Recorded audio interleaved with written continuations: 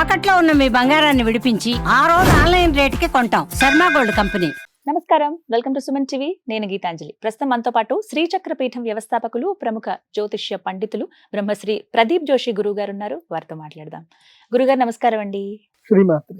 కుంభమేళ ప్రారంభమైంది. ఆల్మోస్ట్ 10 రోజులు దాటిపోయింది. ఇప్పటికే 12 కోట్ల మంది దాకా వెళ్ళి పవిత్ర సంగమం దగ్గర స్నానాలు ఆచరించారు. అయితే ఇంకా కొంతమంది వెళదాం అనుకుంటున్నారు.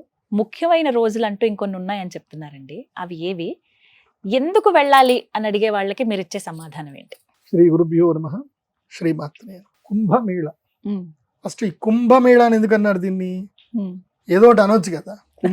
కుంభమేళ అని ఎందుకు అనాలి అంటే, కుంభ అంటే కుంభరాశి లోపలికి శని రావడము, వృషభ రాశి లోపలికి గురువు రావడం. అలాగే కుంభరాశి లోపలికి గురువు మరియు శని కలిసి వచ్చిన దీన్ని 12 సంవత్సరాలకు ఒకసారి, 30 సంవత్సరాలకు ఒకసారి ఇట్లా జరుగుతూ ఉంటాయి అన్నమాట. అందులోపల శని కుంభరాశిలో అడుగుపెట్టి వృషభ రాశిలో గురుగ్రహం అడుగుపెట్టినప్పుడు మనకి ప్రయాగరాజ్కి పుష్కరాలు వస్తాయి, మహాకుంభమేళ వస్తుంది. కుంభమేళా అని ఎందుకు అనాలి దీనికి అనంటే, పూర్వము క్షీరసాగర మదనం జరిగింది, అమృతం దొరికింది. అయితే ఆ అమృతము గురించని దేవతలకు రాక్షసులకు గొడవ జరిగినప్పుడు ఆ అమృతం యొక్క 4 బిందువులు ఈ యొక్క భారతదేశంలో 4 ప్రదేశాల్లో పడ్డాయి. ఒకటి నాసిక్ త్రయంబకేశ్వర్, రెండవది ఉజ్జయిని మహాక్షేత్రం, మూడవది ప్రయాగరాజ్, నాలుగవది హరిద్వార్ ఋషికేశ్ ఆ ప్రదేశంలో పడింది. కాబట్టి ఈ 4 ప్రదేశం లోపల ప్రతి 3 సంవత్సరాలకు ఒకసారి కుంభమేళాలు జరుగుతూనే ఉంటాయి. ప్రతి 3 సంవత్సరాలకు. సో 12 ఎక్కడ చూసినా వాళ్ళకి 12 సంవత్సరాలకు ఒకసారి వస్తుంది. 3 వేస్తే 3 4 12. సో త్రయంబకేశ్వర్లో జరిగింది అని అంటే 3 అయిన తర్వాత ప్రయాగరాజ్లోనో లేకపోతే ఉజ్జయిన్లోనో, ఇక్కడ జరిగిందంటే నెక్స్ట్ 3 ఏళ్ళకి ఒకటి. అదే నాసిక్ త్రయంబకేశ్వర్ వేసుకుంటే 12 సంవత్సరాలకు ఒకసారి మాత్రమే నాసిక్ త్రయంబకేశ్వర్లో వస్తుంది కుంభమేళ. అది మనకి గోదావరి పుష్కరాలు అప్పుడప్పుడు కుంభమేళ వస్తుంది, సింహస్థ కుంభమేళ అంటారు. సో అలా కుంభమేళాలు రెగ్యులర్గా వస్తూ ఉంటాయి. ఇప్పుడు ఉన్నటువంటి ఈ కుంభమేళ ఏందనంటే, ప్రయాగరాజ్లో వచ్చిన కుంభమేళాలు 144 సంవత్సరాలు అంటే ఈ 12 ప్యాటర్న్స్ 12x12 ప్యాటర్న్స్ జరిగాయి. కాబట్టి ఇది 144 సంవత్సరాలకు ఒకసారి వచ్చినటువంటి కుంభమేళ అంటారు. ఇది ఇక్కడ ప్రయాగరాజ్లోనే ఎందుకు స్నానం చేయాలి అంటే ఏంటంటే, గంగా, యమున, సరస్వతి ఈ 3 నదుల యొక్క సంగమ క్షేత్రము. ప్రయాగరాజ్ అని ఎందుకు అంటారు? వీటికి కూడా రాజ్ అని పేరు పెట్టాలి. వీళ్ళు రాజ్ ఎందుకు కోసం అన్నారు అంటే, ఈ 4 పుణ్యక్షేత్రములలో తీర్థము లోపల ఇది నంబర్ 1 టాప్ పుణ్యతీర్థము. కాబట్టి దాన్ని ప్రయాగరాజ్ అంటారు. ఆ ప్రయాగరాజ్లో గుప్తంగా సరస్వతి నది వస్తుంది. చాలా మంది గుప్త నది లేదు అన్నప్పుడు అమ్మవారు ప్రకటించింది కూడా సరస్వతి నది అమ్మవారు. జైసల్మేర్లో ఒకడు చిన్నగా బోర్బావి దౌదాం అని కొట్టేసరికి మొత్తం చెరువై వచ్చేసింది. లోపలికి వచ్చి సరస్వతి నది బయటకు వచ్చి పెద్ద చెరువు తయారైపోయింది, ఊరంతా మునిగిపోయింది. అది ఆల్రెడీ మనం చూసాం ఈ మధ్య. కాబట్టి సరస్వతి నది అమ్మవారు గుప్తంగా అక్కడికి వస్తుంది. అందుకే ఈ పుష్కరాలకు వెళ్ళి స్నానం చేయాలి. పుష్కర స్నానాలు 5 పుణ్య దినాలు ఉంటాయి ఈ పుష్కర స్నానం లోపల. ఏది కుంభ స్నానంలో మొట్టమొదటిది పౌర్ణమి, పుష్య పౌర్ణమి. రెండవది మకర సంక్రాంతి, సంక్రమణ కాలం. ఈ 2 అయిపోయి. మూడవది మౌని అమావాస్య, మౌని అమావాస్యలు చేయాలి. తర్వాత వసంత పంచమి, ఆ తర్వాత మహాశివరాత్రి. ఈ 5 రోజులు స్నానం చేయాల్సిందే. ఈ 5 రోజులు తప్పకుండా స్నానం చేయాలి అనే ఉద్దేశంతో అక్కడ అందరూ సన్యాసులు, సాధువులు, నాగసాధువులు టెంట్ వేసుకుని కూర్చున్నారు. వాళ్ళు జనవరి 13 స్నానం చేశారు, 14 సంక్రాంతికి చేసేసారు. పౌర్ణమి, సంక్రాంతి 2కి స్నానం చేశారు. ఆ పౌర్ణమి మిస్ అయిన వాళ్ళు మళ్ళీ మాఘ పౌర్ణమి రోజు కూడా స్నానం చేస్తారు.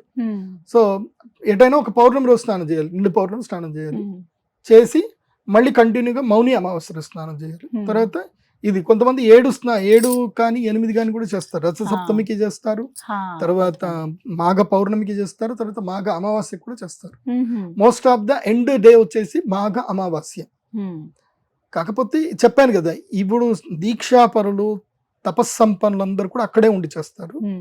మనం సామాన్యులము, మనకు ఒక 5 రోజులు లేకపోతే ఆఫీసర్ ఫోన్ చేస్తాడు, ఉద్యోగంలో ఉన్నావా పోయావా అని అడుగుతాడు. సో అట్లాంటివి కాకుండా ఉండాలి అని అంటే 1 రోజు వెళ్ళి స్నానం చేసిరండి. నేనైతే అట్లా చెప్పను, మీరు మౌని అమావాస్య రోజే చెయ్యండి, చేస్తేనే పుణ్యం వస్తుందని మాత్రం నేను చెప్పను. ఎందుకోసమంటే యద్భావం తద్భవతి. మీరు అదే రోజు పోయి తొక్కిస్రాట్లో ఏమైనా జరిగింది అనుకోండి బాగుండదు. కానీ యోగి ఆదిత్యనాథ్ గారు చాలా అద్భుతంగా అక్కడ చేశారు. నేను చెప్పేది ఏంటంటే మీరు ప్రయాగరాజ్కి మౌని అమావాస్య రోజు స్నానం చేస్తే మంచిది. మౌని అమావాస్య, వసంత పంచమి, మహాశివరాత్రి, మాఘ అమావాస్య, మాఘ పౌర్ణమి, ఇంకా 5 రోజులు ఉన్నాయి. ఈ 5 రోజులు స్నానం చేయవచ్చు. అయితే గూగుల్ మ్యాప్లో వెతుక్కోండి. సంగమములోనే స్నానం చేయాలని రూల్ ఏం లేదు. సంగమము దాటిన తర్వాత ఇప్పుడు అక్కడ నుంచి గంగా, ఇక్కడ నుంచి యమున వస్తుంది, గుప్తంగా సరస్వతి వచ్చేస్తుంది. ఇంకా అక్కడ నుంచి మనకి ఇంక కింది దాకా దాదాపు 50 కిలోమీటర్ల లైన్ ఉంది. మీరు ఎక్కడ స్నానం చేసినా అదే పుణ్యం. ఈడే చేయాలని రూల్ ఏం లేదు. చాలా మంది అక్కడి నుంచి సంగమానికి బోట్ లో అలా తీసుకువెళ్తున్నారు, అక్కడ చేస్తున్నారు. ఎక్కడైనా మధ్యలో చెయ్యండి, మీ ఇష్టం. కానీ డబ్బులకు కకృతి పడకండి, ఇవ్వండి వాళ్ళకి, గంగపుత్రులకు డబ్బులు ఇవ్వండి, పోండి మధ్యలో పోయి మంచిగా స్నానం చేసిరండి, ఏముంది, అవకాశం ఉంది, హ్యాపీగా స్నానం చేయండి. లేదంటే ఇంకో 50 అంటే క్రౌడ్ లేని కొంచెం దూరం వెళ్ళండి, ఇంకో 50 కిలోమీటర్ల దూరం లేండి, 30 కిలోమీటర్ల దూరం వెళ్తే క్రౌడ్ లేని ప్రదేశాలు ఉంటాయి, అక్కడ కూడా స్నానం చేయండి, మిమ్మల్ని ఎవరు వద్దంటారు. సో ప్రశాంతంగా వెళ్ళి స్నానం చేసి తర్పణాలు వదిలి ధ్యానం చేసుకొని అక్కడ ఉండేటువంటి వాళ్లకు అన్నదానం చేసి తర్వాత దేవాలయాలన్నీ దర్శనం చేసుకొని, మా బాలరాముడిని కూడా చక్కగా దర్శనం చేసుకొని, మేడం గారు వెళ్ళారు, ఎంతో కష్టపడి లైవ్ చేశారు బాలరాముడి దగ్గరికి వెళ్ళి. అసలు నిజంగా ఎంత ధన్యం, మీరు ధన్యజీవులే. నాకు ఇప్పటిదాకా అదృష్టం దొరికిన బాలరాముడి దగ్గర. సో బాలరాముడిని వెళ్ళండి, దర్శనం చేసుకోండి. కాశీ వెళ్ళండి, విశ్వనాథుడిని దర్శనం చేసుకోండి, కాలభైరవుని దర్శనం చేసుకోండి. తర్వాత మణికర్ణిక ఘాట్ వెళ్ళండి, అక్కడ స్నానం కొంత సమయం పెట్టుకుంటే చక్కగా ఇవన్నీ అన్ని చేసుకొని రండి, ఏం పర్వాలేదు. హాయిగా అన్ని వేసేసుకొని చక్కగా ఇక్కడికి వచ్చి కాశీ నుంచి అంత అయిపోయిన తర్వాత డైరెక్ట్ ఇంటికి రండి. కాశీలో స్నానం అంతా చేశాక వేరే వాళ్ళ ఇంటికి వెళ్ళకూడదు. పుణ్యక్షేత్ర తీర్థాలు అయిపోయిన తర్వాత మీ ఇంటికే వెళ్ళాలి. ఇలా చేసుకోండి, మంచి జరుగుతుంది. అయితే వేణి దానం చేయవలసింది ఉంటుంది. ఇప్పుడు ఈ ప్రయాగరాజ్ పుష్కరాలకు వెళ్తే వేణి దానం, ఆడవాళ్ళు జుట్టు కత్తిరించవలసిన ప్రదేశం ఒక్కటే ఉంటుంది, అది కేవలం ప్రయాగరాజ్ మాత్రమే. సో వాళ్ళ భర్త తోటి జుట్టు కత్తిరింపజేసుకోవాలి. అంటే ఎలా 3 కత్తిర్లు అలా ఇవ్వాలంటే ఏమో వాళ్ళ ఇష్టం, ఇక్కడ దాకా ఇస్తే ఇక్కడ దాకా ఇవ్వచ్చు, ఇంత ఇస్తా అంటే ఇంత ఇవ్వచ్చు, ఎవరి ఇష్టం వాళ్ళది. సో వేణి దానం అయితే చెయ్యాలి, కాకపోతే ఒకటేసారి చేయాలి, జీవితకాలం ఒకటేసారి చేయాలి. కానీ వేణి దానం ఎప్పుడు చేయాలి అని అంటే, నాకు తెలిసిన నియమం ఏంటంటే మెనోపాజ్ అయిన తర్వాత వేణి దానం చేయాలనేది నాకు తెలుసు. So until that you should not. Menopause అయిన తర్వాత వేణి దానం చేయాలి, తర్వాత గృహస్థాశ్రమం నుంచి వానప్రస్థాశ్రమంలోకి వెళ్ళాలి. ఇంకా అప్పుడు ఇంకా బాడీలీ డిజైర్స్ ఉండవు కాబట్టి వానప్రస్థంలో వెళ్ళిపోయి యోగ సాధన చేస్తూ ఈ శరీరాన్ని ఇంకా భగవంతుడికి నివేదన చేసే ప్రయత్నం చేయడం వేణి దానం అంటే అదే. వేణి అంటే కోరికలు.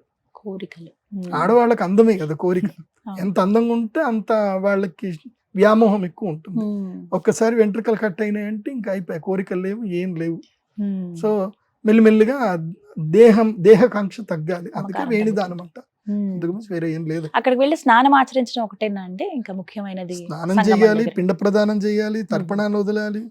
ఇప్పుడు అమ్మ నాన్న లేరు, అమ్మ కానీ నాన్న కానీ లేరు, చేయాలి, పిండ ప్రదానం చేయాలి.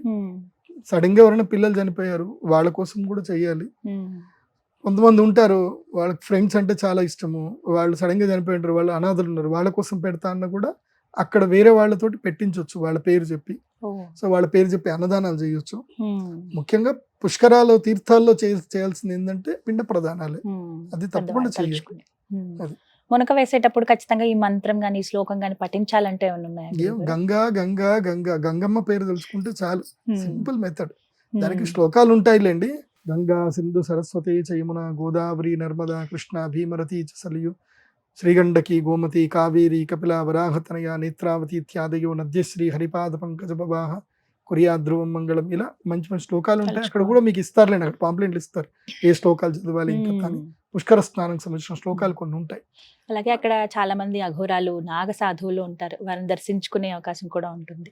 చేయండి కానీ వెకిరి చేష్టలు వెర్రి పనులు చేయకండి, వాళ్ళ కోపాలు వచ్చి వాళ్ళ శాపాలు చాలా. అసలు ఇప్పుడు చూస్తున్నాం కదా గురుగారు, అంటే వాళ్ళని ఇరిటేట్ చేస్తున్నారో అసలు తెలియదు కానీ కొన్ని వీడియోస్ లో చూస్తుంటే భయం వేస్తోంది. వాళ్ళు వెనకాల పడుతున్నారు, కొడుతున్నారు, కోపం తెచ్చుకుంటున్నారు. వీళ్ళు ఏం చేశారో మరి అది మనకి తెలియదు. అది అలాంటివి నిజంగా వాళ్ళు మహిమలు చేయడానికి అక్కడ లేరు, వాళ్ళు సాధన చేసుకోవడానికి ఉన్నారు. మీ బాధలు కష్టాలు వాళ్ళకి చెప్పి వాళ్ళని ఇబ్బంది పెట్టకండి. వాళ్ళు అవైలబుల్లో ఉంటే వాళ్ళకి దండం పెట్టండి, వాళ్ళు ఏదైనా ఇస్తే తీసుకొని వచ్చేసేయండి.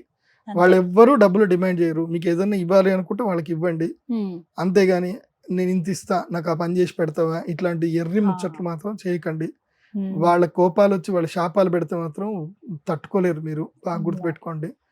నిజమైన నాగ సాధువులు చాలా అద్భుతమైనటువంటి వాళ్ళు అక్కడికి సూక్ష్మ రూపంలో వస్తారు, తపస్సు చేసుకుంటారు, వెళ్ళిపోతారు. అది బాగా గుర్తుపెట్టుకోండి. ఉన్నారు మంచి మంచి వాళ్ళు ఉన్నారు, కొంతమంది ఆ రూపంలో వచ్చి వ్యాపారాలు చేసుకునే వాళ్ళు ఉన్నారు. కానీ అందరినీ మనం ఒక తాటికి వెళ్ళలేము. సో మన కర్మ ఎవరి దగ్గరికి వెళ్ళాలంటే వాడి దగ్గరికి వెళ్తాం. ఇప్పుడు మా గురూజీ ఉన్నారు, అఘోరి గురూజీ, ఏక్ నిరంజన్, ఆయన చాలా సింపుల్గా ఉంటారు, బాగుంటారు. ఆయన నా గురూజీ అయితే అసలు ఎవరికి దర్శనం ఇవ్వరు, ఎవరిని కలవరు. ఆయన అసలు ఎవరిని దగ్గరకు కూడా రానివ్వరు.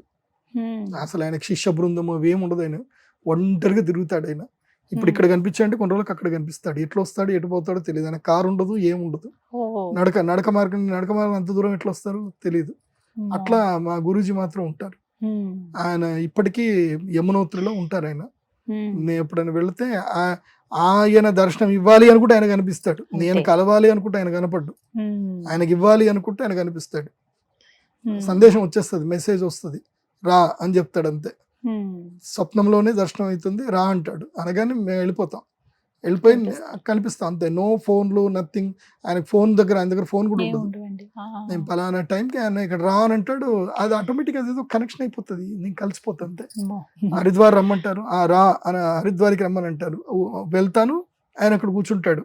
నువ్వు ఇక్కడికి రావాలని నేను అనుకున్నా, వచ్చినావు, చెప్పు ఎట్లున్నావు అని అడుగుతారు అంతే. అట్లా ఆయన చాలా శక్తివంతుడు.